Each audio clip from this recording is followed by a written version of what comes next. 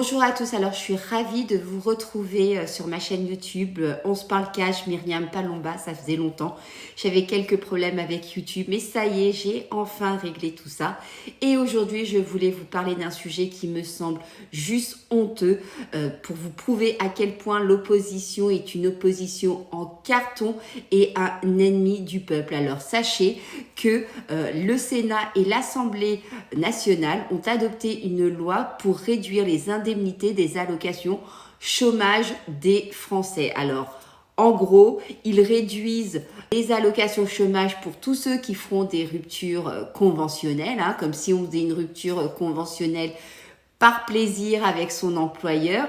Et puis, tous les gens qui auront moins de 55 ans verront leurs indemnités chômage réduites de 18 à 15 mois. Alors moi, ça me fait évidemment extrêmement bien marrer. Pourquoi ça me fait marrer? Alors déjà, il faut savoir quand même que le but, c'est de faire 800 millions d'économies. Quand on sait ce que nous coûte Brigitte et Emmanuel Macron à l'Élysée, ça fait doucement rire. Il y a 353 voix qui ont voté pour cette loi contre 114. Et évidemment, qui on retrouve? Évidemment, la Macronie est socialiste, mais pas que. La droite, l'extrême droite et le centre. Alors, le but, c'est de dire, oui, voilà, les ruptures conventionnelles, c'est des licenciements déguisés. Oui, peut-être c'est des licenciements déguisés, reste que, c'est des licenciements quand même. Et quand vous êtes licencié, vous êtes bien content de toucher les allocations chômage pour lesquelles vous avez cotisé pendant des années. Donc, en fait, il y aura 3 mois aussi en moins pour les moins de 55 ans. C'est juste dingue. Quand on sait qu'en 2024, le Sénat s'était augmenté d'une avance de frais de mandat de 700 €.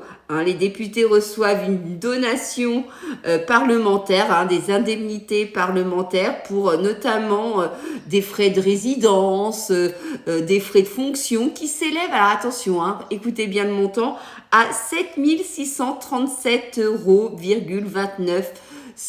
Alors c'est du brut, mais c'est mensuel. Et en plus de ça, ils ont des indemnités pour se déplacer. Ils ont aussi des indemnités pour demander des cartes nominatives pour avoir des premières classes à la SNCF. Et un député qui touche jusqu'à 4 353 € brut par mois pendant 18 mois lorsqu'il est en fin de mandat. C'est-à-dire que quand il a quitté son mandat, figurez-vous que lui, il ne va pas au chômage. Il n'a pas besoin d'aller au chômage parce qu'il touche 4 353 € par mois pendant 18 mois. C'est juste une honte. Et ces gens-là, ils te permettent de faire des lois pour nous enlever des mois d'allocation de chômage. Et en plus, ce qui est dingue pour les députés qui touchent pendant 18 mois, je le rappelle, jusqu'à 3 353 €, il suffit qu'ils aient travaillé à l'Assemblée nationale 6 mois pour toucher ça pendant 18 mois. Vous vous rendez compte? Qui a ça en France? Dans le privé ou dans la fonction publique, qui a ça? Personne. Alors, un sénateur après mandat, lui, peut bénéficier jusqu'à 48 mois d'une allocation différentielle venant compléter ses revenus sous le seuil. Alors attendez, le seuil, il y a quand même un seuil, mais attendez, écoutez à combien est le seuil? Le seuil est de 5 931,95 €. C'est juste une honte. Et c'est ces gens-là qui viennent nous faire des leçons et qui nous disent c'est à vous, Français, de faire 800 millions d'économies alors que vous cotisez pour l'assurance chômage quand vous travaillez. Alors moi, je voudrais juste rappeler que le budget annuel de l'Assemblée nationale, c'est 564 millions et que celui du Sénat, c'est 382 millions. Alors ces deux structures font à elles deux plus de 800 millions d'euros. C'est justement ce dont on a besoin pour faire des économies selon eux sur l'assurance chômage. Et puis ça s'arrête pas là.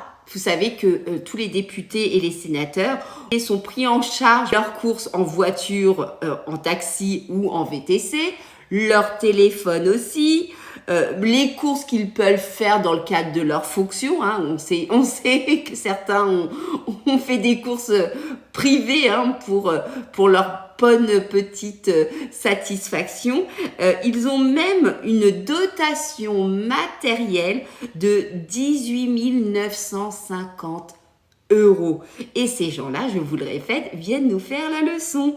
Hein. Puis ça, c'est sans compter la dotation qu'ils ont pour l'équipement téléphonique et informatique qui va jusqu'à 15 000 euros. On est chez les dingues. Alors, bon, on pourrait s'arrêter là. Mais moi, j'aime bien aller jusqu'au bout. Il faut savoir quand même que nos députés et sénateurs ont une allocation garde-enfants pour les moins de 3 ans d'un montant mensuel de 323,76 euros.